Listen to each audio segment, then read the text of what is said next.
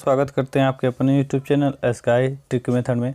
आज मैं बताने वाला हूं आपका भारत का इतिहास जो है हड़प्पा संस्कृत का। ये जो इतिहास में आज हड़प्पा सभ्यता बताने वाला हूं इस वीडियो में। तो मैं पूरा इसमें जो है हड़प्पा की सभ्यता को पूरा मैं कवर करने वाला हूं। तो बने रहिए हमारे साथ अंत तक। और अभी तक हमारे चैनल को सब्सक्राइब नहीं किए तो ज़रूर सब्सक्राइब करें, बेल आइकन को दबाएँ ताकि आपको ऐसे लेटेस्ट वीडियो मिलती रहे। तो ये जो है मैं आज डिस्कस करने वाला हूँ इस वीडियो में हड़प्पा सभ्यता। इसके पहले भी वीडियो बनाया हूँ इतिहास के बारे में, उसको ज़रूर आप जाकर देख लें, डिस्क्रिप्शन में लिंक है। तो चलिए यहाँ पे देख पा रहे होंगे। पहले तो हम हड़प्पा संस्कृति जानेंगे कि क्या है हड़प्पा संस्कृति। तो रेडियो अगर कार्बन 14 की अगर हम बात करें, अगर उसके अनुसार देखें रेडियो कार्बन की C14 के आधार पर सिंधु सभ्यता के सर्वमान्य जो तिथि है वो 2350 ईसा पूर्व से 1750 ईसा पूर्व मानी गई है। ठीक है, अगर हम रेडियो कार्बन C12 के अनुसार अगर हम देखते हैं तो ठीक है। अब जो है व्हीलर ने हड़प्पा काल को सुमेरियन सभ्यता का उपनिवेश कहा है। ठीक है, यानी कि जो व्हीलर नामक जो वो है उसने जो है हड़प्पा काल को सुमेरियन सभ्यता के नाम से भी या उसका भी उपनिवेश कहा है। ठीक है, हड़प्पा सुमेरियन सभ्यता का हड़प्पा का उपनिवेश कहा है। उसके अगला पॉइंट है हड़प्पा संस्कृति से कि सर जॉन मार्शल जो है सिंधु सभ्यता शब्द का प्रयोग करने वाले पहले पुरातत्वविद थे। ठीक है, अगले पॉइंट की ओर चलते हैं। अगला पॉइंट हमारा है कि सिंधु सभ्यता की खोज जो है राम बहादुर दयाराम साहनी तथा राखलदास बनर्जी ने किया था। यानी कि सिंधु सभ्यता की खोज जो है राम बहादुर दयाराम साहनी और राखलदास बनर्जी ने किया था। ठीक है, अगले पॉइंट की तरफ हम चलते हैं। तो यहाँ पे जो है सिंधु सभ्यता को कांस्य युग में रखा गया है, यानी कि सिंधु सभ्यता जो है उसको कांस्य युग में रखा गया है। ठीक है, तो बहुत इम्पोर्टेंट इसमें पॉइंट को मैं कवर करने वाला हूं, तो देखते रहिए आप लोग।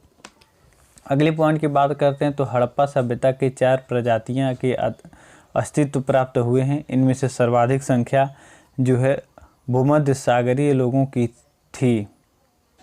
इसके अलावा पोर्टो ऑस्ट्रेलियाई, गंगोलायक एवं अल्पाइन लोगों का भी निवास था। यहाँ निग्रो प्रजाति के लोग नहीं रहते थे। ठीक है, अगले पॉइंट की तरफ चलते तो अगला हम देखते हैं हड़प्पा सभ्यता की सीमाएं जो है कौन कौन सी सीमाएं, कहाँ कहाँ तक इसकी सीमाएं मिलती हैं। तो मांडा की अगर हम बात करें तो जम्मू कश्मीर में जो है उत्तरी सीमा है। आलमगीरपुर जो मेरठ में इस समय है पूर्वी सीमा है। दैमाबाद जो है महाराष्ट्र में दक्षिणी सीमा है। और सुल्कागेंडो जो है बलूचिस्तान में ये जो है पश्चिमी सीमा है। इसका सीमा जो है काफ़ी बहुत बड़ा था हड़प्पा सभ्यता का, और ये विस्तार है उसका। ठीक है, तो सिंधु सभ्यता की अगर लिपि की बात करें तो वो भावचित्रात्मक थी, यानी कि भावनात्मक जो है उसमें चित्र के रूप में बनाया जाता था। यह लिपियाँ दाईं से बाईं ओर और बाईं से दाईं ओर लिखी जाती थी, यानी कि दाईं से बाईं ओर और बाईं से दाईं ओर लिखी जाती थी।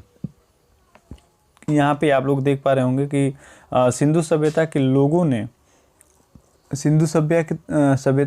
ने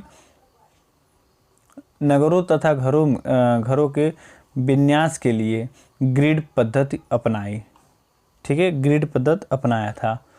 और अगला पॉइंट की अगर हम बात करें तो घरों के दरवाजे और खिड़कियां सड़क की ओर न खुलकर पीछे की ओर खुलते थे।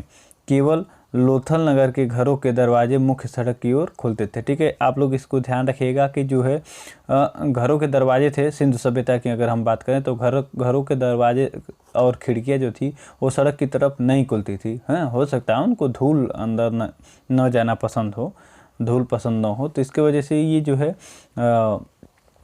इनके जो है खिड़कियां और दरवाजे जो है घर के ये सड़क के तरफ नहीं खुलते थे, उनके पीछे खुलते थे। ठीक है, अब कारण जो भी रहा हो, ये तो हम मजाक किए हैं कि धूल ना पसंद हो, तो इसको हकीकत नहीं मानिएगा।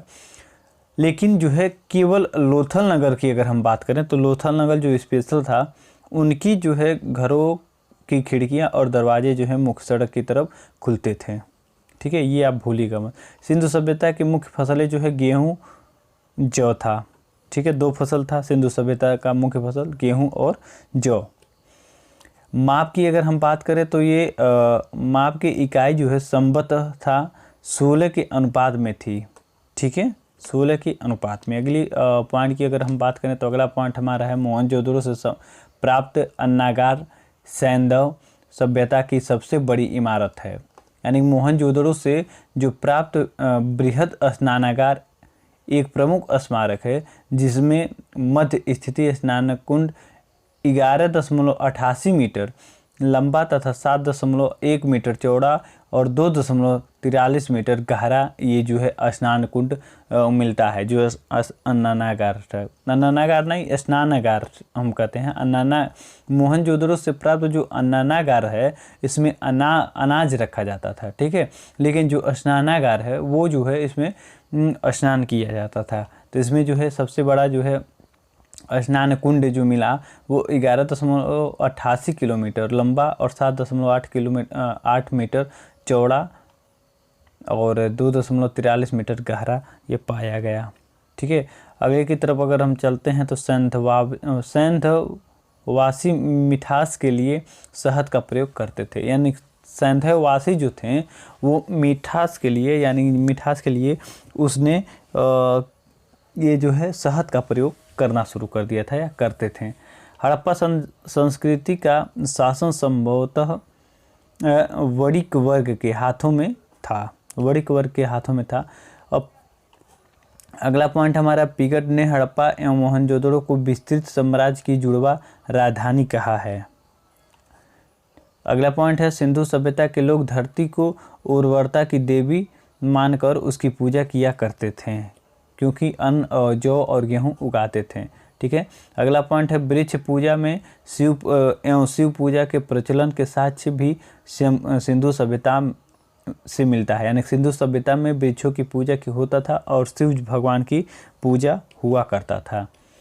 ठीक है, अगले की तरफ हम चलते हैं तो ये जो है स्वास्तिक चिन्ह जो हम लोग शुभ अपने घरों में या जो लोग नई गाड़ियां लेते हैं तो स्वास्तिक चिन्ह वगैरह बनते हैं, वो संभवतः हड़प्पा सभ्यता की देन है। ठीक है, हड़प्पा सभ्यता से ही ये सब बनती आ रही है। सिंधु सभ्यता के नगरों में किसी भी मंदिर के अवशेष नहीं मिलते। यानी सिंधु सभ्यता में कोई मंदिर वगैरह नहीं था, ऐसा कोई साक्ष्य नहीं मिलता है। अगला पॉइंट है, सिंधु घाटी के लोग पशुपति की पूजा करते थे। अगला पॉइंट हमारा कि सिंधु सभ्यता में मातृ देवी की उपासना सर्वाधिक प्रचलित था। ठीक है, नेक्स्ट पॉइंट है, पशुओं में कुबड़ वाला सांड जो है इस सभ्यता के लोगों के लिए विशेष पूजनीय था। यानी कुबड़ वाला जो सांड जो था तो वो जो है विशेष पूजनीय था। अगले पॉइंट की बात करें तो इसमें जो है शव को जलाने तथा गाड़ने की दोनों प्रथाएं थी। इसमें जो है जलाया भी जाता था और गाड़ा भी जाता था, जो इससे आज होता है। ठीक है, हड़प्पा में शव को दफनाने जबकि मोहनजोदड़ो में जलाने की प्रथा विद्यमान थी। लोथल तथा कालिंगबंगा में युग्म संबाधियाँ मिली हैं। ठीक है, थोड़ा सी हम बात कर लेते हैं कि इसके जो है मुख्य स्थल कौन से हैं। सैंधव सभ्यता के मुख्य स्थल जो है 1921 में इसके जो है उत्खनन करता, यानी कि जिसको खुजवाया था ये सबसे पहले 1921 में खोजा गया था। दयाराम साहनी इसको खोजे थे। प्रमुख स्थान है हड़प्पा।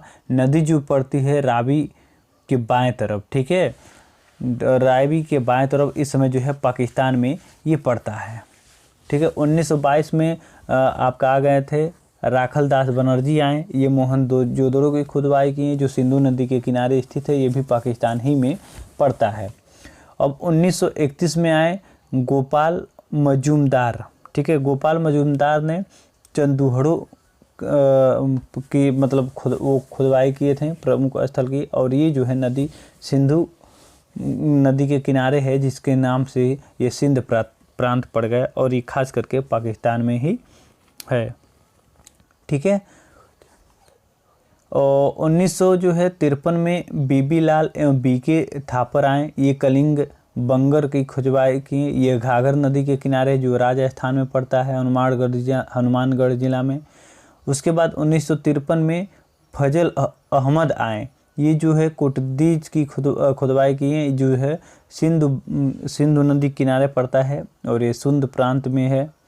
ठीक है। 1953 से 1954 रंगनाथ राव आए, जो रंगपुर की खुदवाई की है और ये हो जो है मादर नदी के किनारे गुजरात में स्थित है।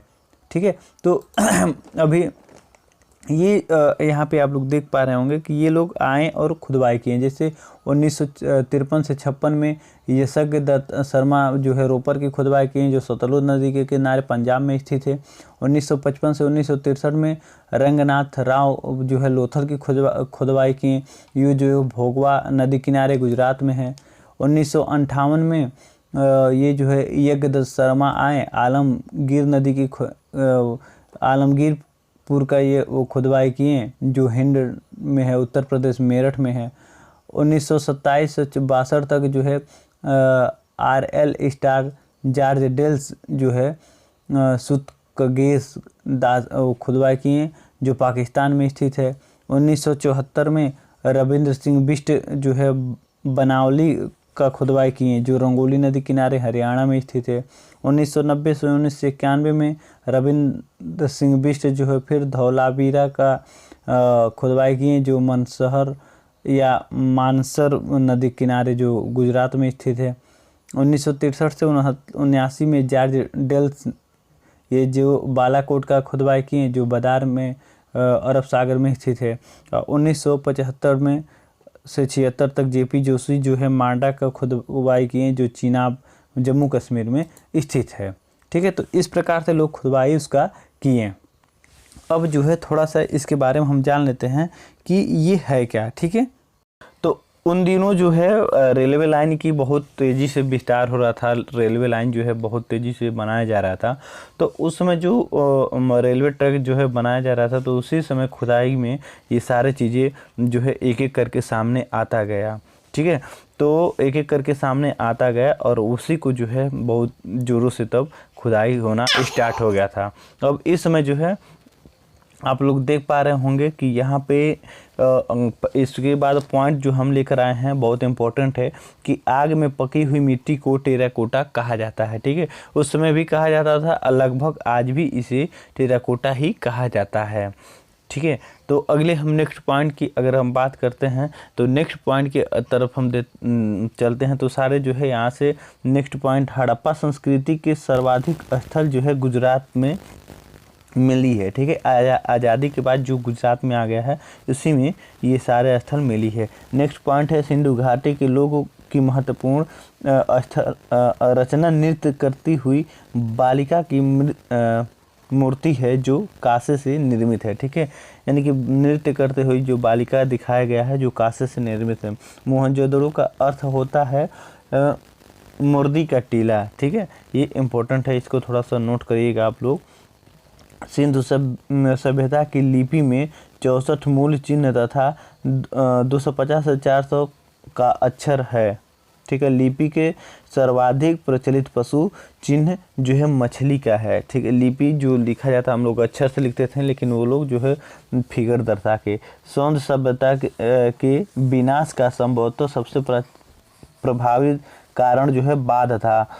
हड़प्पा तथा मोहनजोदड़ो की खुदाई की से पता चलता है कि कई बार इस नगरों को पुनर्निर्माण किया गया था। ठीक है। तो इस प्रकार से यहाँ पे आप लोग देख पा रहे होंगे। और बाढ़ ने जो है ये सिंधु सभ्यता को उखाड़ फेंका, बार बार बाढ़ आ जाता था और कई बार इसका निर्माण हुआ, कई बार ये नगर बिखरा, कई बार निर्माण इसका किया गया। तो ये रहा कुछ इससे महत्वपूर्ण जुड़ी हुई तथ्य और उम्मीद करते हैं आपको काफ़ी हेल्पफुल मिला होगा, काफ़ी अच्छा लगा होगा। वीडियो देखने का आपका बहुत बहुत धन्यवाद।